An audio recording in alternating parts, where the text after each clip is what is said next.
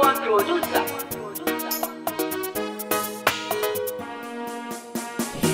Sabon mutum yarinta yake mun zama tamkar jini guda. Ta iyaye a sanadin mu sun zama tamkar gida guda. Ko da abinci ɗaya baya ci sai da ɗayan rabin jiki guda. Hata makaranta in za mu je kowa ya gamme ya jaddada. Da 'yan tagwaye an ka kira mu da jama'a sun shaida. Mun girma mun ƙara nutsuwa wurin zaman maguri guda. Yau gashi aure za a yi mata zan rasa ta ne har abada.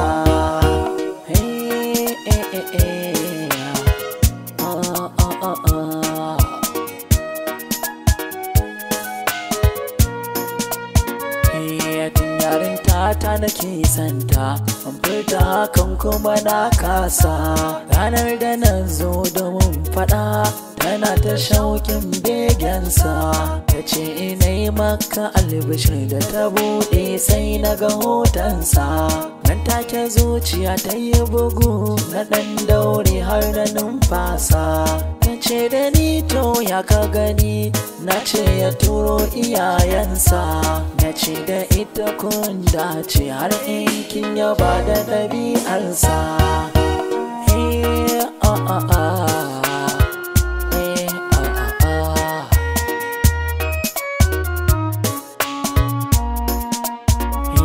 Ƙaunar ki ce ta ratsa ko'ina, ta yi min gini a zuciya. Na kasa inda ka tare da ke, kullum ya ɗauki ke a jijiya.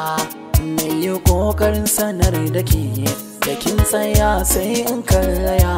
Ke kuma kin kasa yin fahimtar yadda nake ji a zuciya. Ga zurfin ciki ya hana ni yau mallake ki sarauniya. In har na hango kuke da shi sai in ji kuna a zuciya. Kin kasa gane yadda nake son ki, ga tunani na ya tsaya.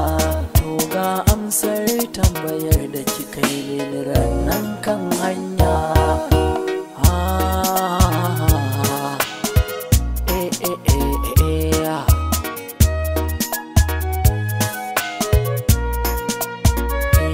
Duba da yadda sanki ya yi mini, ba ni kallon wata ɗiya.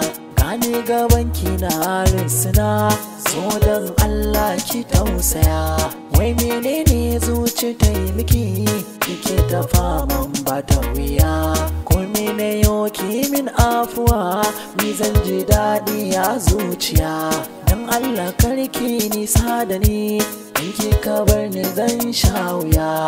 Kalli idanu duk sun rufe na zubar da hawaye aminiya. Dan Allah karki nisa da ni, zan so a ce ki kula da ni. Ya zan da zuciya ta wani, in babu ke cikin takin sani. Na tabbata na rasa ki ne, rashin ki zai haukatar da ni. In ki ka bar ni nan zan mace, komai ya faru ke ce sila.